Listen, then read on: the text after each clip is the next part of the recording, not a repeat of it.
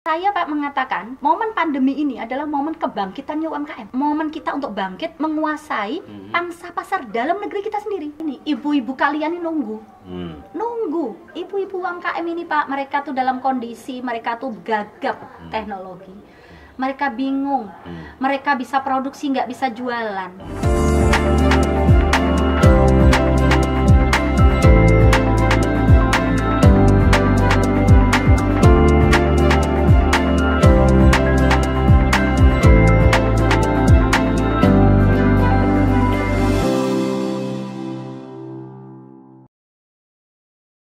Sobat, Assalamualaikum warahmatullahi wabarakatuh. Jumpa lagi dengan saya, Gazebo NHS. Kali ini saya kedatangan perempuan yang suka saya gambarkan. Perempuan perkasa, perempuan yang lincah, perempuan yang bila dikontak selalu ada di mana-mana. Saya sapa saja Ibu Zakiyah Joban. Apa kabar? Assalamualaikum Bu. Waalaikumsalam. Alhamdulillah baik Pak NHS. Sehat ya? Pak NHS sehat. Terus saya lihat Ibu kemana-mana kalau jadwalnya, sana ke sini. Apa sih yang sebenarnya dikerjakan Bu? Kok kayaknya dunia ini udah kayak mau runtuh ya? Tiba-tiba ada di sana, ada di sini. Saya kontak sama Ibu aja, ampun sekali. Gimana itu? Ceritakan dong sehari-harinya. Ya semua berawal dari melakukan dengan hati itu kerasanya ya nggak berat gitu Pak. Iya, jadi senang. Senang dan memang apa ya, kayak ya benar tadi Pak NS bilang, jadi dunia ini menarik gitu loh untuk ya kita bereksplor, kita yang penting kita bermanfaat, sedikit kita bisa lakukan apalah gitu. Keseharian Ibu pengusaha ya? Pengusaha apa dong kalau boleh tahu Bu? Kalau usaha saya tuh yang usaha pertama ya dulu, pertama kali itu saya buka toko oleh-oleh haji umroh dan herbal tahun 2006. Terus ketika 2008 saya mulai fokus ke online, ke bisnis online. Waktu itu masih belum ada medsos sama sekali. Tahun berapa belum itu? ada Facebook 2008. Belum ada Facebook. 2008. Saat itu Mengandalkan web, biasa. website merajai. Saya tuh bisa sampai saat itu Pak Nas, kiriman dari website orderan tuh bisa 400, 300 kiriman tiap hari. Se-Indonesia? Indonesia. Dan enggak belum. Se-Indonesia. Ada satu pembeli dari Singapura, tapi dia orang Indonesia yang tempat ininya yang di tinggal di Singapura. sana. Jadi saat itu website ini karena persaingan belum ketat, tapi juga kesadaran masyarakat juga belum seperti sekarang ya belanja online. Tingkat literasi juga belum sebegitu tinggi ya. Tapi juga tadi peluang itu se-Indonesia saya nomor 2 Pak untuk merajai herbal.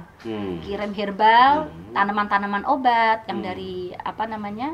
Produk kita. Produk kita kayak sambiloto, tempuyung, keladi tikus, macam-macam. Itu ke seluruh Indonesia tahun 2008. 2008. Ya, terus begitu mulai medsos masuk, saya mulai apa namanya? Berkurang intensitas saya tuh ke bisnis herbal tuh mulai turun.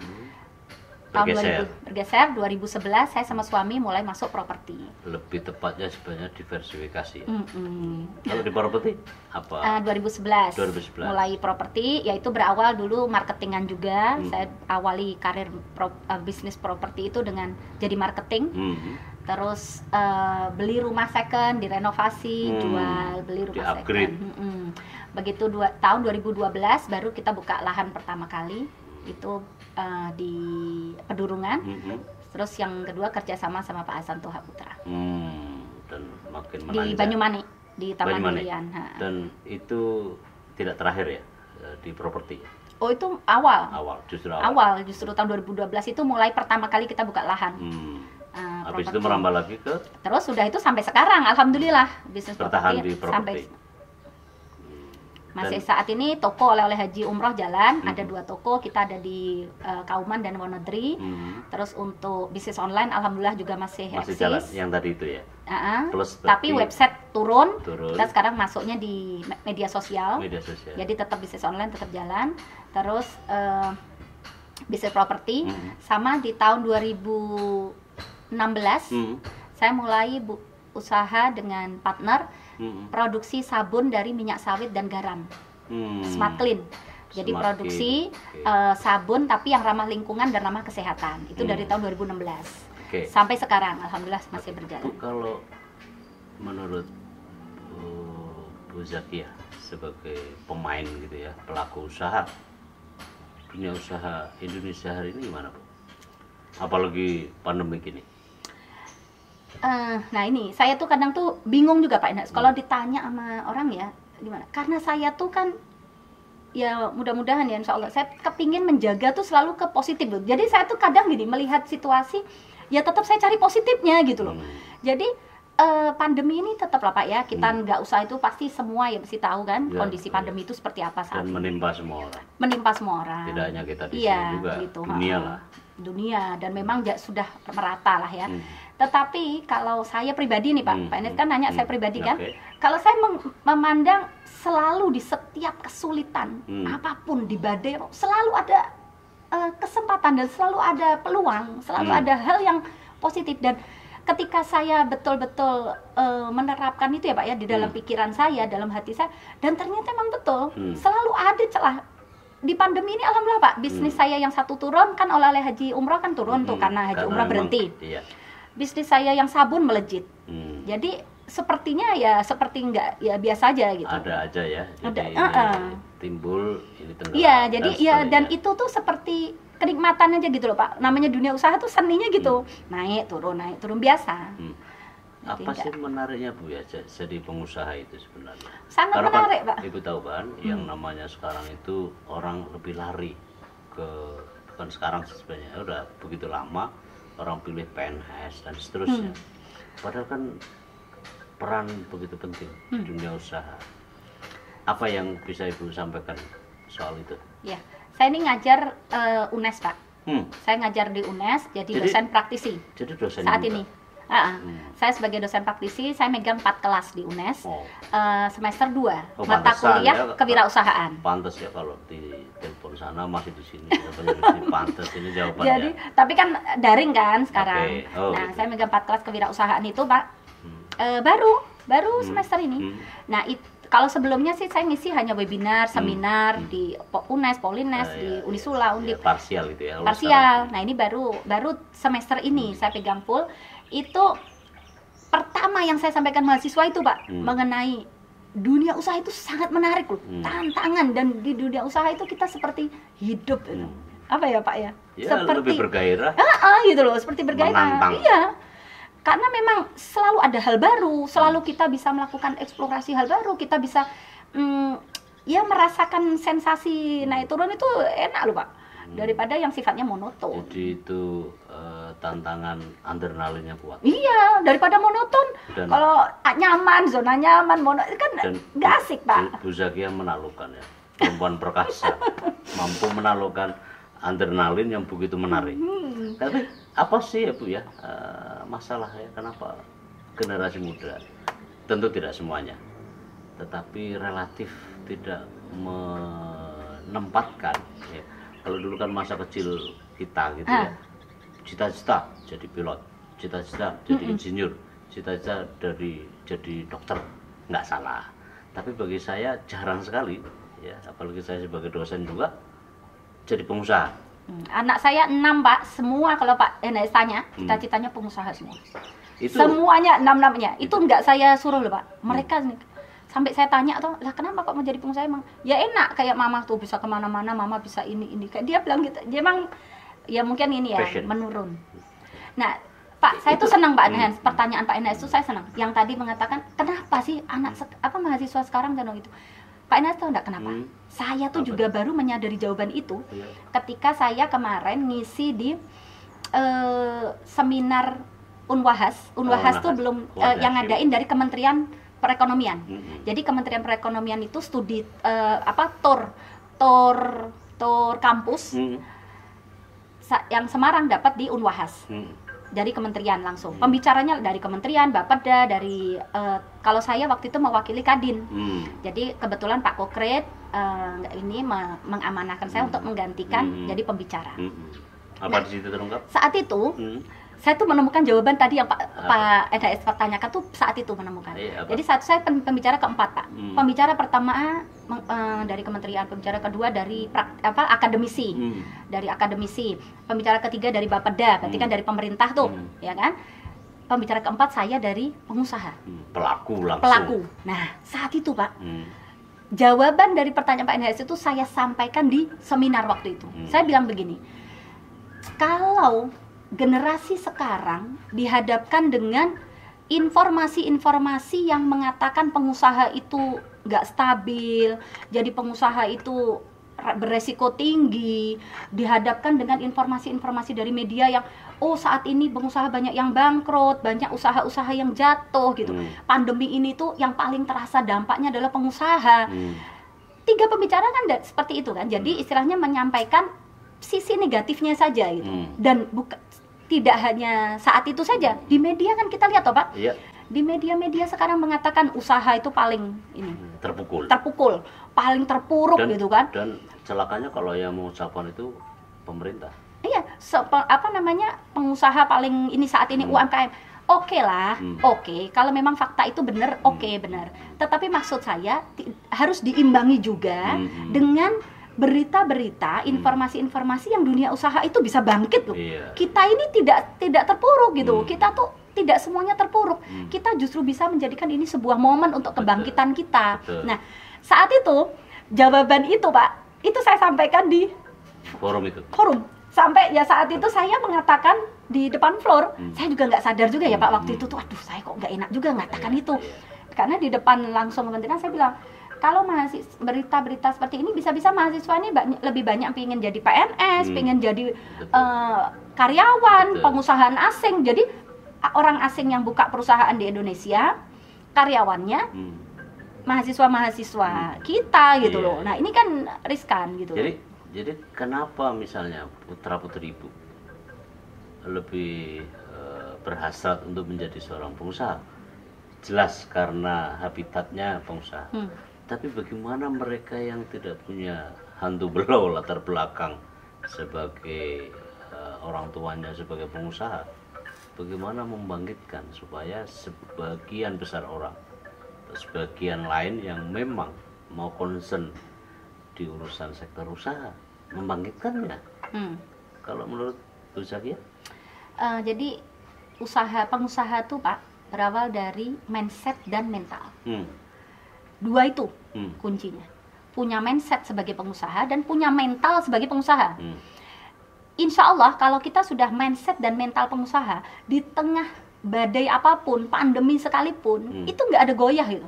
Dan nggak ada ketertarikan untuk beralih dari pengusaha atau menganggap pengusaha itu nggak enak, atau ada pikiran-pikiran, nggak enak jadi pengusaha ya enak aja. Nggak ada, karena mindset dan mental. Nah, memang mindset dan mental ini tidak bisa instan Pak. Jadi memang harus dibentuk dari kecil, dari ya seandainya yang memang belum yang sudah terlanjur, misalkan dari kecil belum terbentuk pun itu bisa dibentuk. Bagaimana itu membangkitkan mereka yang kumpul Pak, kumpulnya sama pengusaha. Nanti lama-lama kan akan terbentuk. Kalau kepada mahasiswa kan kesempatan untuk berkumpul, bergaul dalam sewaktu-waktu keseharian kan tidak ada. Makanya sekarang kan juga ada solusi juga kan, dosen praktisi sekarang masuk ke kampus. Memang saya tahu bahwa di kampus juga ada mata kuliah kewirausahaan. Saya pun saat itu Pak, saya ngisi, Bu, saya mohon maaf, ini maksudnya dosen pengampu utamanya. Kan saya kan dosen praktisi tapi ada dosen utamanya. Dosen payung. Dosen pengampu utamanya itu saya bilang, Bu, mungkin saya enggak terlalu banyak teori dan saya mungkin ya mohon maaf kalau kadang teori yang saya sampaikan itu mungkin nggak ada teorinya gitu, nggak ada keilmuannya mungkin nggak ada, karena itu ya mungkin bawaan dari feeling dan ini saya. Tapi gitu. Justru karena itu yang diperlukan oleh dunia pendidikan tinggi, ya contoh sebagai benchmarking, sebagai best practices, dan itu jauh lebih dahsyat daripada sekedar konsep, daripada sekedar teori. Karena cerita sukses, success story, itu lebih dari sekedar teori. Bagus juga kalau Bu Zakia bisa bicara, menularkan virus-virus semangat. Jadi saya di awal tuh semangat dulu Pak. Saya bilang, Bu, saya mungkin semangat Bu, saya akan konsen di membangun mindset dulu, agar mindset mahasiswa ini berubah dulu. Dan sekarang nih gini Pak, saya melihat ya, kan awal kelas itu saya tuh tanya mahasiswa satu persatu, mau usaha nggak, mau jadi pengusaha nggak?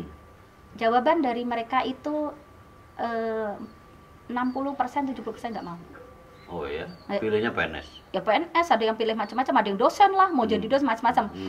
30%-an yang mau jadi pengusaha. Padahal jadi dosen peluang untuk tidak kaya lebih besar daripada pengusaha.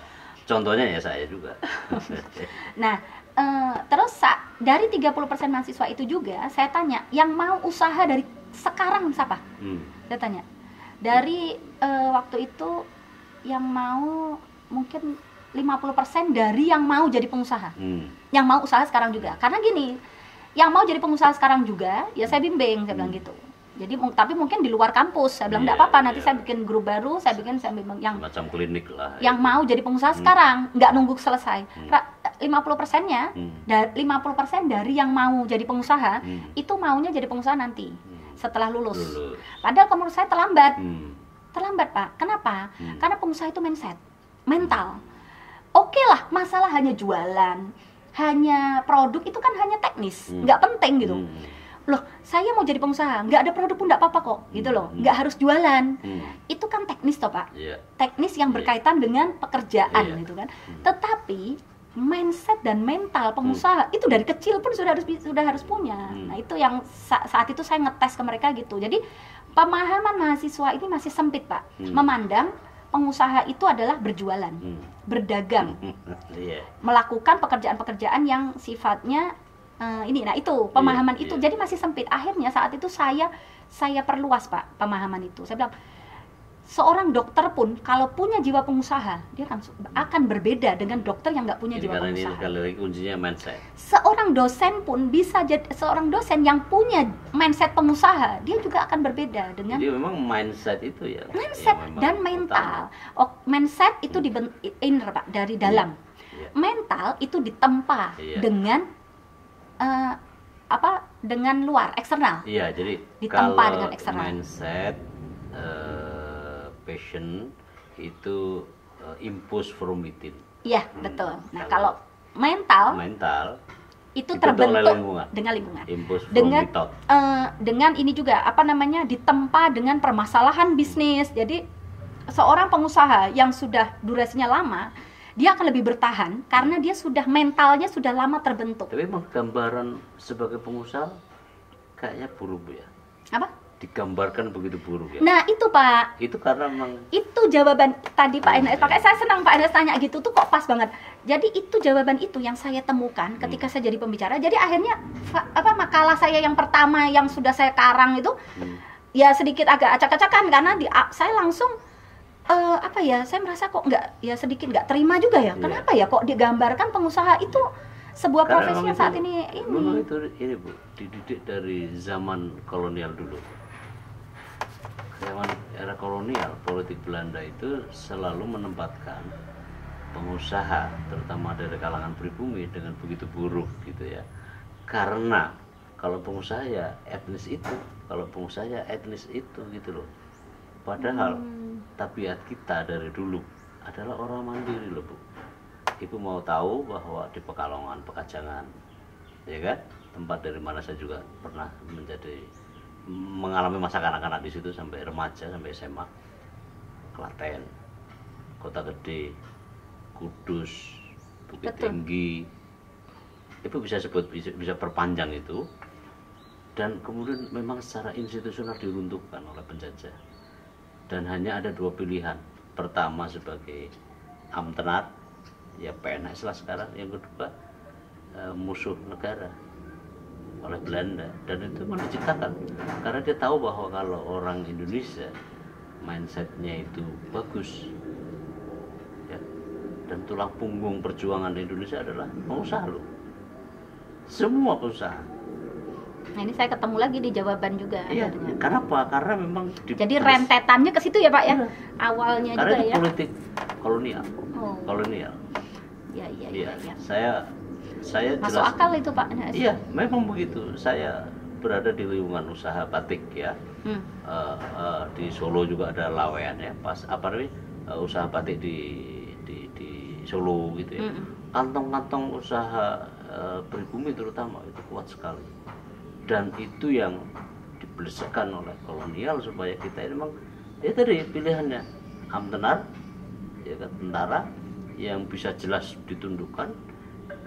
Yang kedua kacung, maaf ya istilah saya, atau kuli, dan selebihnya adalah orang yang tertundukkan. Karena pengusaha jelas tidak mungkin bisa diatur. Oh iya. Bagaimana munculnya SDI, Syarikat Dagang Islam, yang itu adalah jadi benih dari perjuangan. Bagaimana Samanhudi, Tirto Adi Usaha ini Suryo, kadang nggak senang yang ini Pak, yang statis. pasti. Jadi berubah-berubah, Pasti. fleksibel gitu Mas kan. Cokro Aminoto. Bisa berubah-berubah. Ya itu karena itu. Jadi memang pengusaha itu pasti tidak bisa diatur sebagaimana politik kolonial gitu. Karena jelas dari orang yang mandiri, satu hal mandiri dalam ekonomi, pasti mandiri pada hal lain termasuk politik gitu loh. Itu memang sengaja diciptakan dan memang secara eksklusif ya, secara memang diciptakan gitu ya. Dan ini memang hari ini adalah keberhasilan dari rangkaian panjang itu, ekor-ekornya gitu loh, yang hari ini gitu. Jadi mentalitas itu sebenarnya. Tapi sebenarnya entrepreneur itu pada akhirnya adalah soal kemandirian. Iya. Soal tadi dimulai Dan dari termasuk mindset. di pendidikan ya Pak ya. Sama. Pendidikan. Sama. Pak NS saya Pak tersadarkan Hmm. masalah pendidikan itu terlalu terkotakkan, terlalu terbatasi. Betul. Anak saya tuh, saya 4 tahun ini Pak, anak saya pegang sendiri, saya bikin kurikulum sendiri, dan saya nggak homeschooling, tapi homeschooling jadi yang unschooling kalau terkesan. Jadi memang saya bikin kurikulum sendiri. Tapi memang perlu waktu banyak untuk mencurahkan. Tetapi tetap secara secara apa ya Formal. istilahnya formalitas, tetap anak saya termasuk di dalam PKBM. PKBM. Jadi ini yang apa namanya? Jadi tetap masih bisa kuliah juga, tetap masih bisa. Karena begitu ya, kalau kita tarik aspek yang lebih jauh, bangsa yang entrepreneursnya itu dalam skala yang lebih lumayan, dan harap dicatat bahwa semua bangsa yang sekarang disebut sebagai negara maju itu pasti porsi persentase mereka yang berusaha tinggi, makin meningkat gitu. Memang di era-era tahun 80-an, 90-an itu kita agak rendah, tapi sekarang agak meningkat. Itu Bu Zakia benar, karena pengusaha itu tidak harus orang yang jualan dalam konteks tradisional. Iya. Apalagi sekarang membuka, ada startup yang Betul. tinggi. Nah, saya ingin tarik Bu ya, Bu Zakia ke arah begini. Misalnya tadi Bu Zakia soal pernah merintis usaha UMKM di era orang bilang revolusi industri 4.0, ditunjang oleh sekarang ini adalah pandemi gitu ya. Apa yang bisa Ibu ceritakan dunia UMKM kita? Ini kalau saya bicara lebih ini ya Pak ya, sebelum meluas nih saya bicara tentang wanita dulu. Oke, bagus. Peluang usaha perempuan di era revolusi industri 4.0 ini menurut saya itu terbuka sangat luas. Kenapa saya bilang spesifik ke perempuan? Karena perempuan ini kan juga sebetulnya punya keterbatasan Pak. Ya contoh kayak saya punya anak 6. Apalagi saat ini saya memilih untuk anak saya pegang sendiri ya dalam hal pendidikannya. Jadi, nah di sini bisnis dengan peluang ditunjang dengan teknologi revolusi industri 4.0 ini itu menjadi kita ini walaupun kita berada dalam rumah, kita tuh tetap bisa tidak ketinggalan gitu loh, tidak ketinggalan dengan dunia, tidak ketinggalan dengan kita tetap bisa mencapai sesuatu yang kalau nggak ada teknologi mungkin mustahil. Ya kan, kalau zaman dulu seorang perempuan kalau memang mau berbisnis berusaha harus keluar rumah, benar-benar keluar rumah. Benar-benar harus dia buka toko di luar gitu kan. Tapi kalau sekarang kita punya toko di rumah aja bisa. Kalau kita mau semangat belajar mengikuti perkembangan zaman gitu kan, dengan revolusi industri 4.0 ini kita harus dituntut mengerti tentang digital. Dengan ini kita tuh memungkinkan gitu di rumah sambil nungguin anak, sambil ngurusin anak, belajar anak, tapi kita tetap bisa explore. Nah itu kalau dari misalnya orang-orang Bu Zakia sendiri maupun orang-orang dekat, apa yang masalah yang selama ini dihadapi soal ya pelaku UMKM itu? Maksudnya masalah yang dihadapi mereka? Iya. Apa sih masalahnya? Kok katanya belum ya kata disadari oleh pemerintah misalnya, dan diakui oleh orang akademisi misalnya bahwa UMKM itu tidak pernah mati-matinya. Tahun 98 krisis, saat Krismon juga jatuh, ya. Nah eksis tetap. Apakah ini juga seperti itu gambaran sekarang? Betul, betul Pak. Saya Pak mengatakan momen pandemi ini adalah momen kebangkitannya UMKM. Momen kita bangkit Pak. Dengan ekspor dibatasi, dengan banyaknya sudah ini kita saat ini ayo udahlah kita momen kita untuk bangkit menguasai pangsa pasar dalam negeri kita sendiri. Udah kita ya yang bisa ekspor alhamdulillah bisa ekspor, yang nggak bisa ekspor ini pasar Indonesia besar loh Pak, gitu loh. Justru dengan pandemi ini orang asing tidak bisa bebas masuk ke Indonesia dengan banyak pembatasan, maka ini kesempatan kita punya calon-calon customer yang besar loh. Bahkan kita ini Pak, Indonesia ini kan pangsa pasar yang besar bagi luar Pak. Iya. Jadi kalau pandemi ini orang luar tuh susah karena nggak bisa bebas-bebas juga mereka kayak kecuali diizinkan ya. Kecuali kalau diizinkan masih bisa lah, itu beda lagi. Kecuali TKA yang bisa masuk. Nah, itu kan beda lagi kan. Kalau selama pembatasan tuh bisa, ini justru kesempatan kita untuk kita menguasai pangsa pasar dalam negeri, Pak. Pengalaman Bu Zakia waktu ngelola UMKM apa aja? Saya yang betul mengalami ini ya, istilahnya benar-benar mengalami sensasinya UMKM itu ketika usaha saya yang sabun. Di situ kan saya sebagai produsen, Mbak. Membuat pasta bahan baku sabun dari minyak sawit dan garam. Itu saya kongsi kerjasama dengan dua partner saya, Pak Warjito sama Bu Neni Hanifah. Dan di situ memang terasa banget. Kalau yang usaha saya herbal, usaha oleh-oleh haji itu kan trading, hanya jualan gitu. Jadi sensasinya UMKM tidak terlalu terasa. Kalau ini produsen ya? Kalau ini produsen, jadi sensasinya terasa. Handmade ya? Handmade ya? Apa? Yes. Pekerjaan home industry. Home industry. Jadi dengan ada yang pasta kecil itu bisa pakai tangan.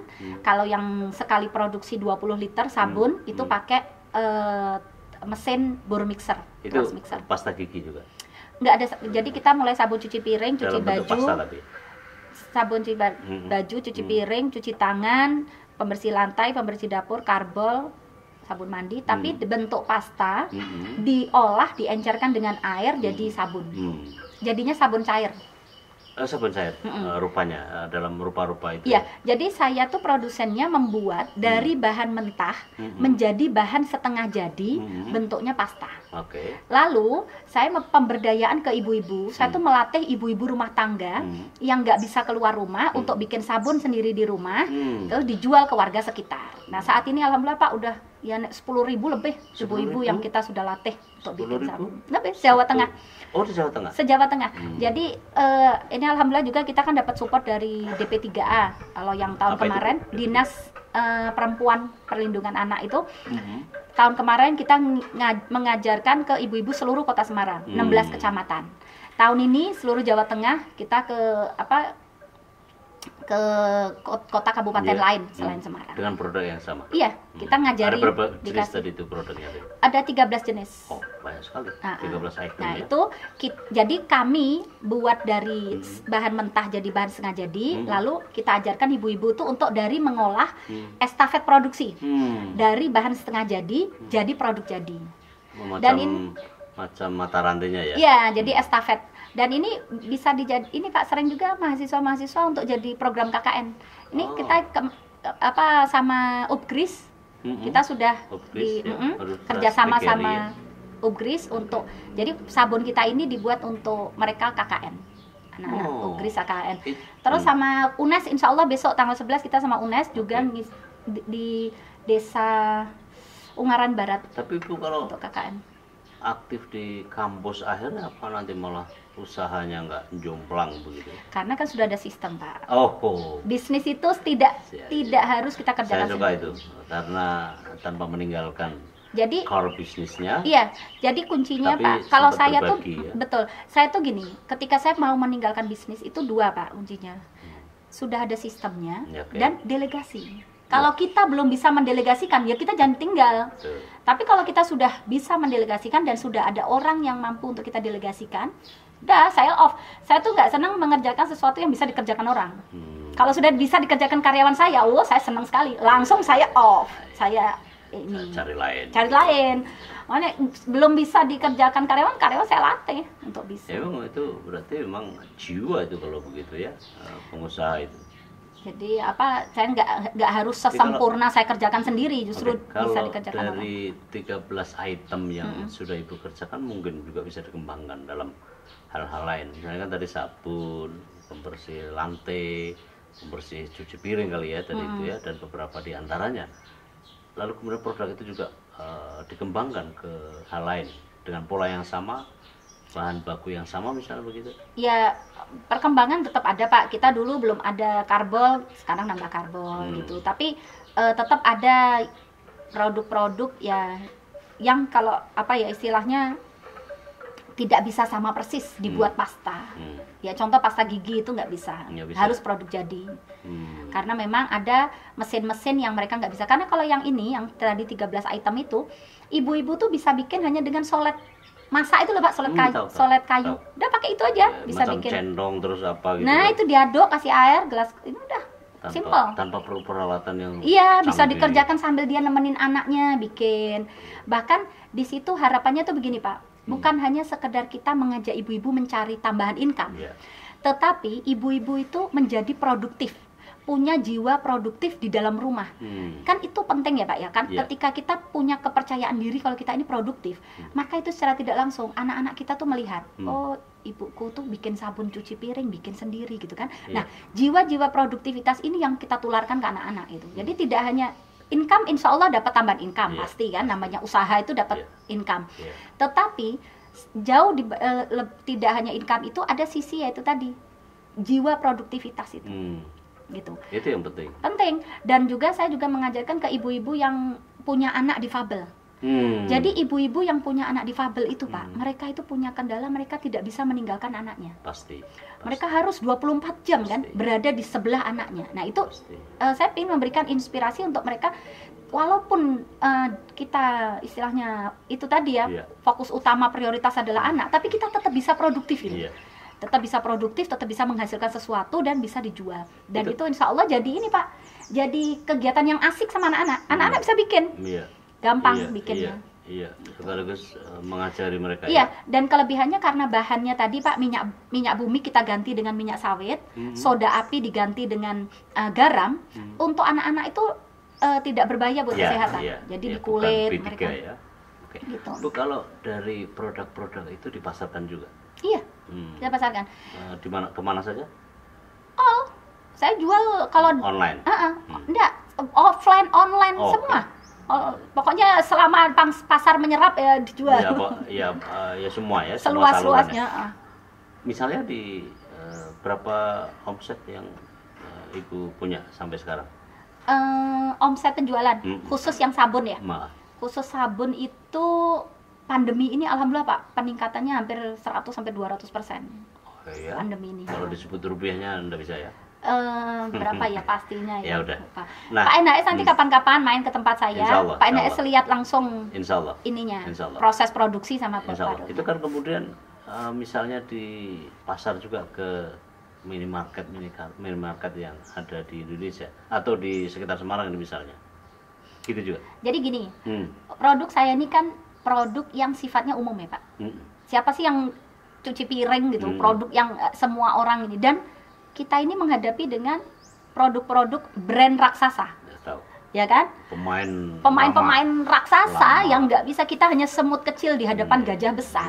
Jadi strategi saya bukan itu Pak. Jadi memang bukan, kita nggak duel depan-depan di head to head enggak. Jadi memang kita sistemnya pemberdayaan, Pak. Jadi kita mainnya komunitas, berbasis komunitas dan pemberdayaan. Jadi kita ajak ibu-ibu untuk kita ajak. Kira-kira segmen yang mungkin diremehkan oleh pemain besar. Nah, itu yang kita masuk. Atau di celah-celah tertentu baru masuk. Toh, Pak, sekian persen walaupun itu hanya kecil, tapi kecil itu kalau kita bisa kuasai itu besar, Pak. Karena kan 100% masyarakat pengguna. Semua orang ingin mandi. Iya. Semua orang ingin cuci tangan. Cuci piring, cuci tangan kan pemakaian tiap hari. Jadi walaupun hanya mungkin 0,1% pun dari seluruh pangsa pasar nggak ada masalah, dan itu juga besar. Itu berunsur deterjen juga enggak? Punya Ibu? Iya, deterjen. Deterjen ya. Deterjen, tapi pakainya bahannya minyak sawit ramah lingkungan dan ramah kesehatan. Bedanya dengan yang Ibu sebut tadi pemain-pemain besar itu? Ya, dari bahan bakunya itu kita tidak ada soda api sama itu tadi. Minyak sawit sama garam. Bedanya di situ bahan bakunya. Jadi ramah ya, baik bagi tangan maupun bagi konsumen ya. Iya. Nah, itu baru satu item dari 13 item tadi ya. Yang Ibu sebut tadi.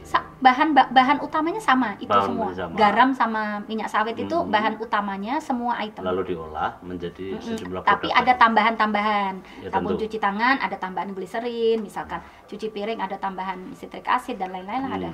Bahan baku tambahan-tambahannya ada, masing-masing beda-beda. Itu dipasarkan jelas ya, pakai kedok tular orang bilang. Iya. Dan juga online. Juga dari media sosial. Tapi pasar konvensional Ibu tidak tempuh ya? Konvensional kayak di kita pajang itu enggak. Tapi memang paling efektif sekarang adalah pemasaran seperti itu dan jauh lebih efektif. Iya. Dan lagi tadi kan ini Pak, kita kepingin kan ada estafet produksi, jadi istilahnya bagi-bagi rezeki juga gitu. Iya, bagi-bagi rantai. Rantai ini gitu ya, supaya tidak diborong. Kan kalau tukang monopoli kan dari A sampai Z diborong semua. Dari tepungnya, dari mie-nya, dari lomboknya, dari semuanya, termasuk plastiknya yang merusak lingkungan karena tidak bisa cepat didaur ulang oleh tanah gitu ya, itu diborong. Kalau ini adalah dibagi dalam pasokan rantai yang dan kita berharapnya itu ya, dengan bikin sendiri, kita tidak terus memakai kemasan baru. Jadi kita recycle, refill, reuse. Jadi pakai aja botol-botol yang sudah ada kan kita bikin di kemasan. Jadi nggak perlu dengan botol baru terus. Terus kalau bisa ya pakai yang refill gitu, botol-botol refill. Jadi nggak sekali buang gitu. Dengan kita bikin sendiri kan, saya jualnya bahan baku tadi kan. Dengan kita bikin sendiri kan tidak setiap kita pakai sabun kita membuang kemasan. Kalau tadi Ibu sampaikan itu ada yang menarik buat saya itu Bu, sikap dari pengambil keputusan. Kadang-kadang begini Bu, itu kan tadi panjang soal bagaimana mata rantai yang produksi yang bisa dilakukan.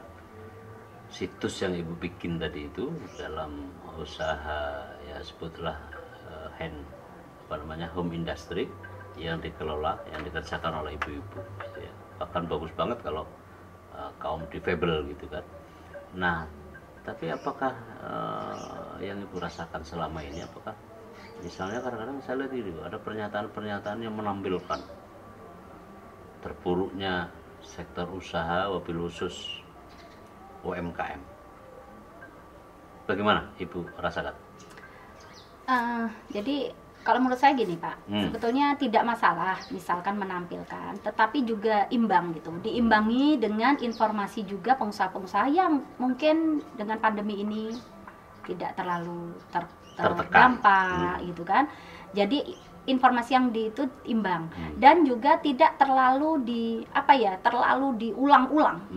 Kalau saya melihat tuh terkadang gini, terlalu informasi yang diulang-ulang mengatakan keterpurukan ekonomi, terdampak UMKM dan lain-lain. Padahal kan kita tahu ya Pak, UMKM ini kan tulang punggungnya perekonomian nasional. Nah kalau mentalnya UMKM sudah down, nanti kan gini, yang kita khawatirkan begini Pak, UMKM merasa gini, ini kan pandemi ini semuanya jatuh, semuanya terpuruk, ya berarti kalau aku terpuruk ya nggak apa-apa. Nah itu kan mental down Pak, karena sudah terlanjur banyaknya nih UMKM terpuruk, informasinya terlalu banjir gitu. Memang selama ini apa pejabat kita juga suka ngomong hampir begitu? Pak, jadi mungkin tidak sadar atau mungkin maksudnya baik gitu kan, untuk misalkan memotivasi maksudnya, tetapi bisa jadi dampak yang ditimbulkan itu justru malah sebaliknya, down gitu, UMKM down. Apa namanya, dan selain down itu kayak memaklumi, oh toh sekarang ini lagi terdampak semua gitu loh. Itu tadi tuh jadi akhirnya kan pesimis kan Pak. Okay. Nah ya, itu menimbulkan pesimisme. Tadi dalam gambaran Ibu di satu forum gitu ya, banyak pejabat 2, 3, 4, 1, 2, 3 gitu ya, menyampaikan presentasi akan kondisi UMKM kita yang mengalami declining, tertekan oleh sebab pandemi ini. Padahal kan audiensnya adalah mahasiswa, calon pengusaha, bukan hanya calon PNS loh ya, yang sedang Ibu tanamkan begitu ya.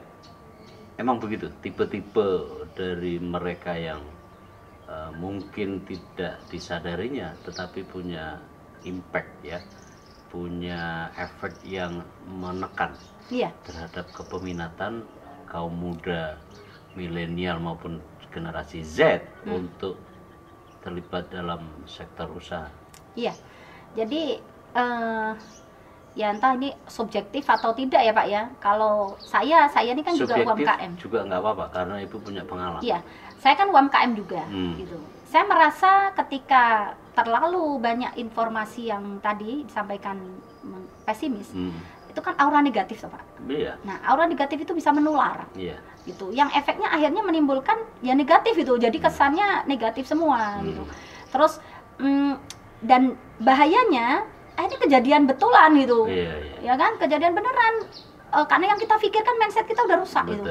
Mindset kita sudah mencari sesuatu yang malah justru ke negatif arahnya. Mungkin gambaran dia menyampaikan flowchart data bahwa UMKM kita lagi declining begini. Iya.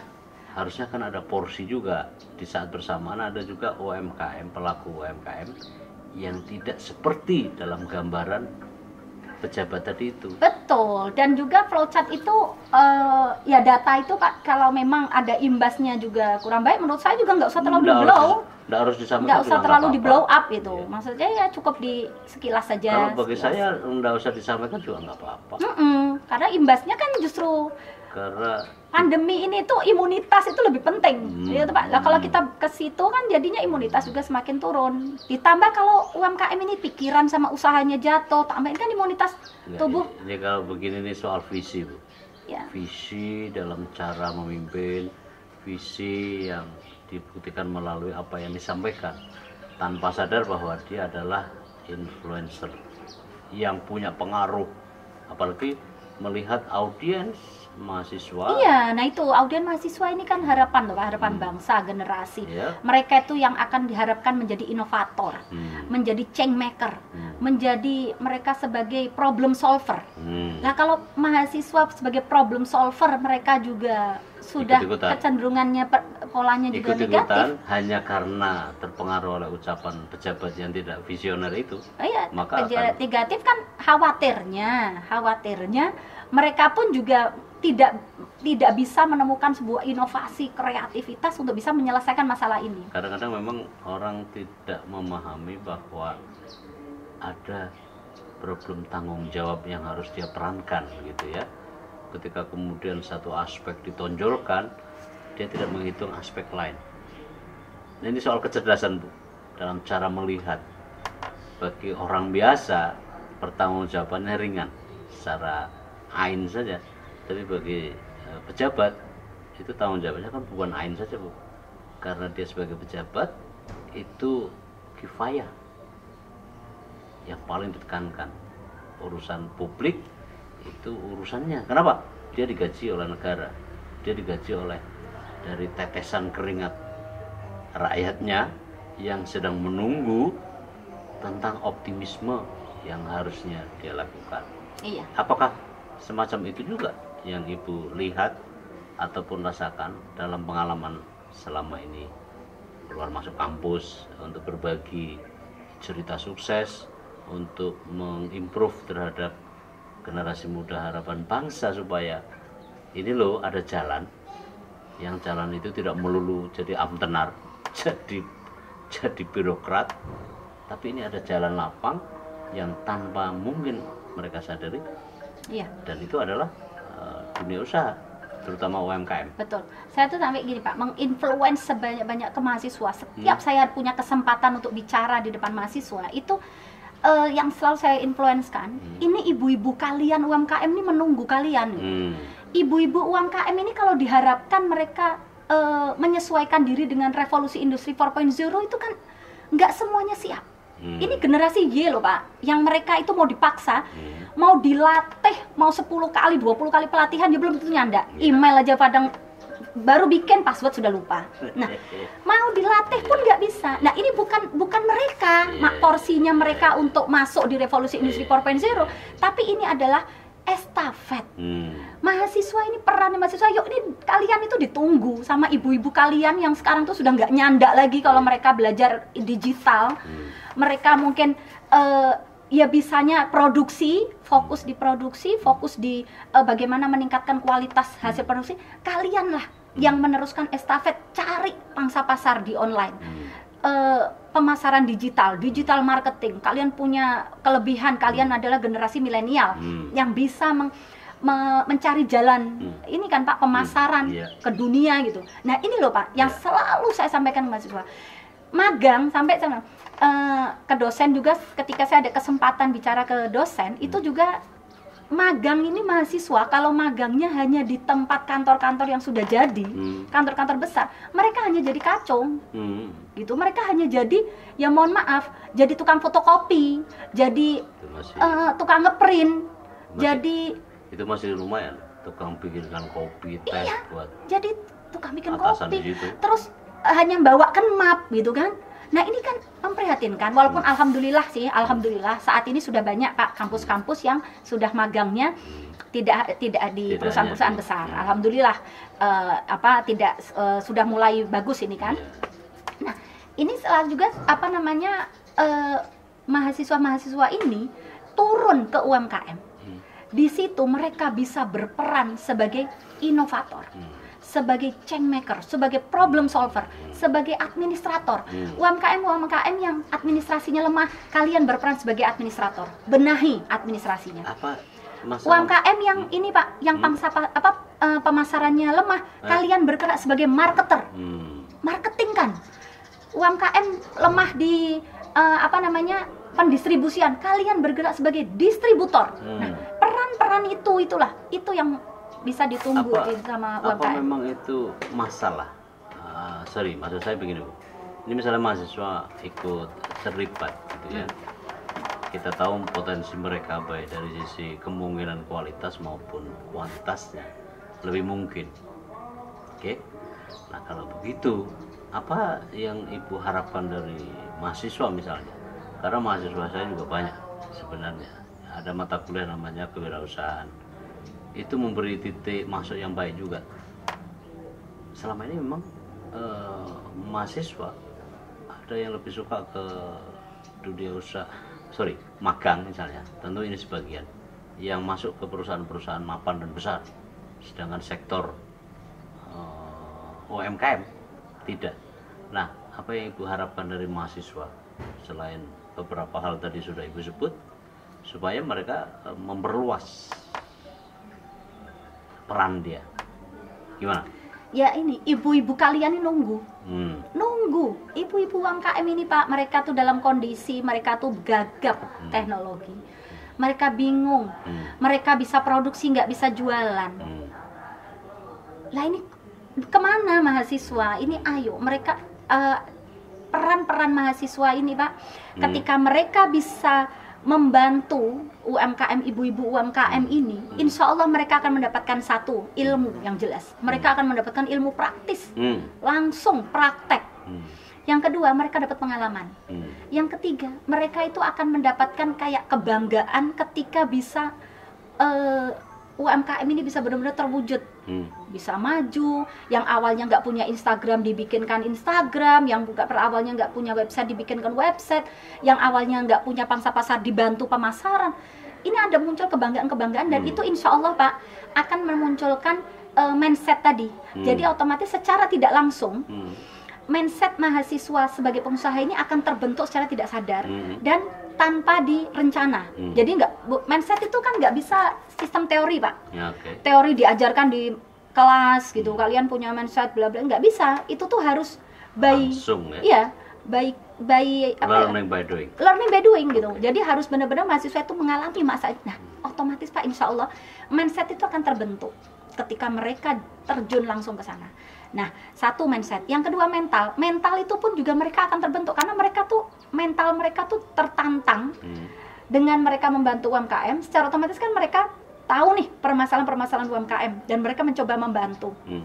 Mental mahasiswa pun akan juga terbentuk. Nah, ini dapat dua tadi, Pak. Mindset dan mental pengusaha itu akan dapat. Dan tidak seluruhnya diarahkan jadi PNS. Iya. Dan kalau tadi mereka di perusahaan yang sudah mapan, ya mereka kan sudah sebagai user, sebagai pelaksana sistem yang sudah berjalan gitu. Oke, Bu, beberapa kali Ibu sebut tentang kemandirian dan lalu adalah posisi sebagai UMKM. Ibu juga sebut soal tidak tadi ya, pemasaran di minimarket. Padahal kita tahu semua minimarket di mana ada matahari, sinar matahari, di situ ada supermarket di Indonesia hari ini tanpa ada proteksi di Indonesia. Sorry, bukan di Indonesia, di sebagian, karena saya lihat ada beberapa provinsi misalnya yang menolak terhadap kehadiran minimarket. Saya bisa sebut beberapa di antaranya, tapi saya tidak mau sebut di sini. Nah, bagaimana mengkolaborasi misalnya? Apakah itu kan kita tahu minimarket itu juga dari kalangan big business ya, yang modalnya besar. Apakah selama ini juga tidak mengakomodasi terhadap produk-produk dari UMKM? Paling kurang pengalaman Bu Zakia. Iya. Jadi ya karena saya di Kadin juga ya Pak. Kebetulan saya di Kadin Kota Semarang sebagai wakil ketua ekonomi syariah. Kalau di Kadin Jawa Tengah saya sebagai Komtab UMKM. Jadi rangkap di Kadin Kota sama Kadin Provinsi. Sebetulnya Pak, pemerintah itu sudah himbauannya sudah bagus Pak. Jadi sudah banyak sekali program-program pemerintah ataupun himbauan pemerintah itu untuk pengusaha-pengusaha besar harus melibatkan UMKM di dalam mata rantai itu.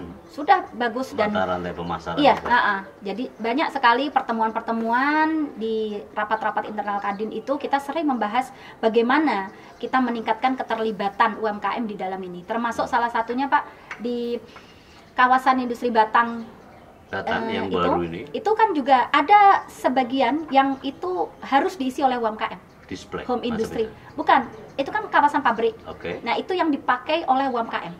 Jadi tidak hanya untuk pengusaha besar saja yang bisa pakai situ dan dengan harga UMKM.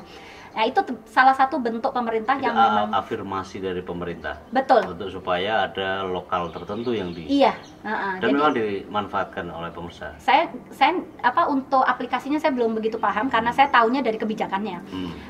Ketika dibahas gitu kan. Nah, sebetulnya sudah Pak. Nah, tetapi ini ketika kita bicara aplikasinya itu bisa jadi terkadang dari UMKM informasinya belum nyampe sehingga UMKM juga tidak langsung menyambut itu, atau mungkin UMKM juga kesiapannya, mentalnya atau kesanggupannya untuk keberanian untuk itu juga mungkin bisa jadi. Jadi banyak sebetulnya Pak sektor yang ininya yang menyebabkan itu menjadi bulat itu banyak. Itu kalau begitu, sorry misalnya pertanyaan saya tadi itu gini Bu.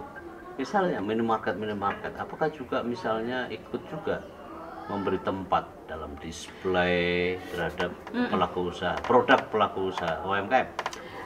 Itu kebijakan itu harus juga Pak. Bukan. Dari pemerintah harus. Sudah ada. Nah, yang sudah ada sekarang, kalau saya lihat ya, itu kayak di kasir itu ada makanan-makanan kecil. Itu wajib juga dari UMKM itu Pak. Oh ya?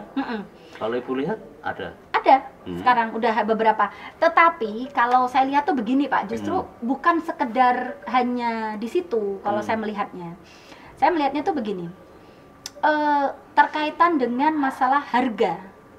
Jadi perusahaan besar yang dengan dia mungkin punya distribusi besar itu bisa mendapatkan harga sehingga harga jual itu bisa bersaing. Sedangkan UMKM kecil, warung-warungan, mereka nggak bisa nyanda ke situ. Kalau saya tuh melihatnya di situ, Pak. Kenapa begitu ya? Ya karena ya memang itu hukum ekonomi juga ya.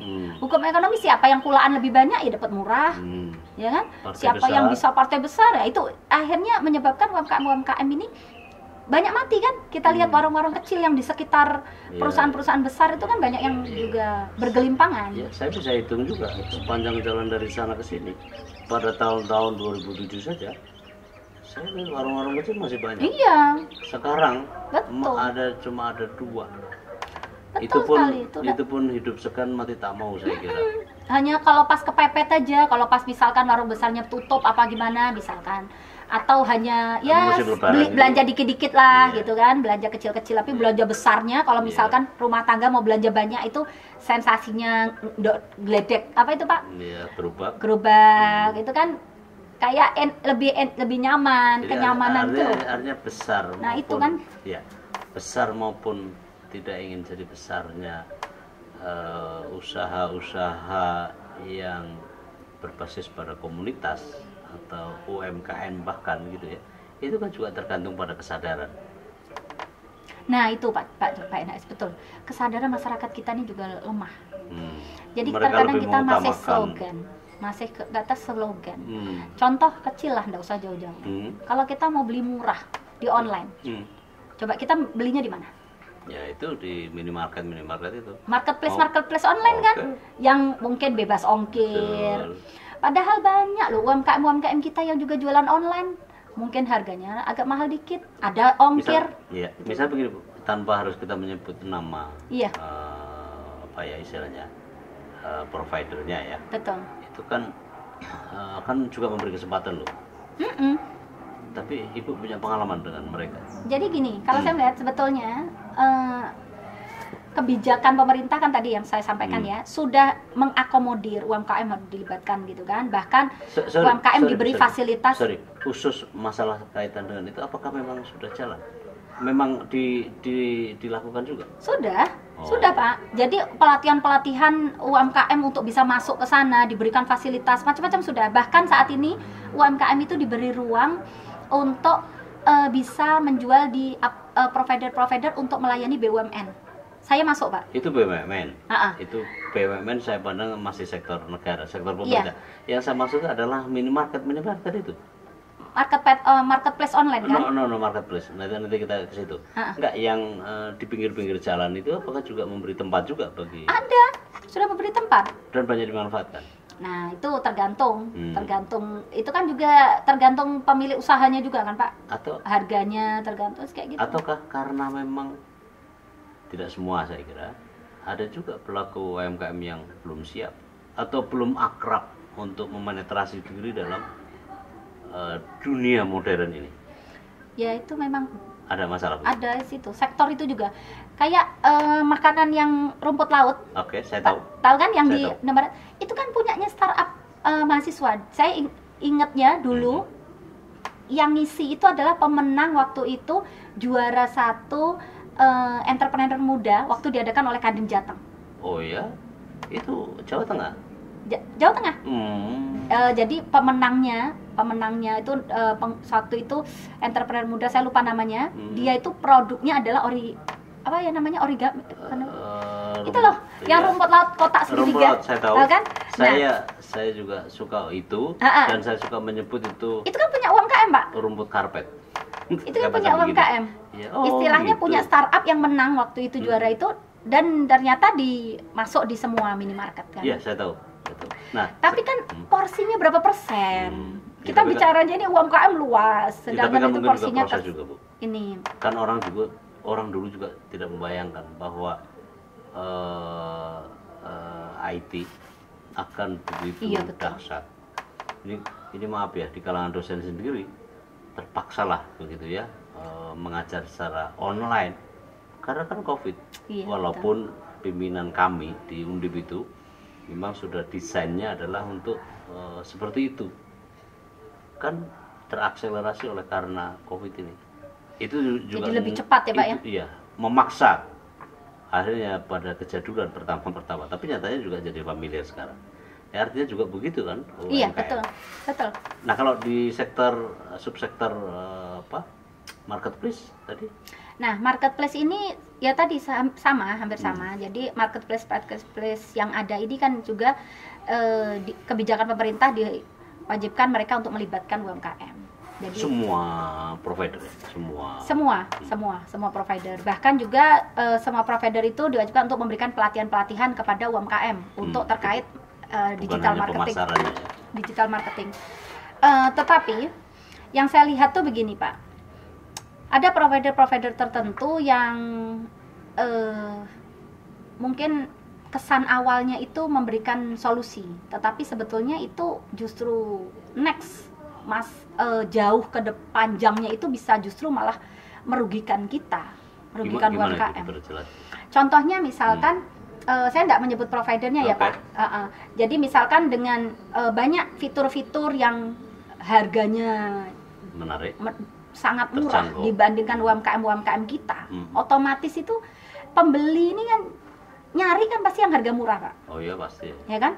Kadang kita tidak lagi melihat sumbernya produk itu dari mana.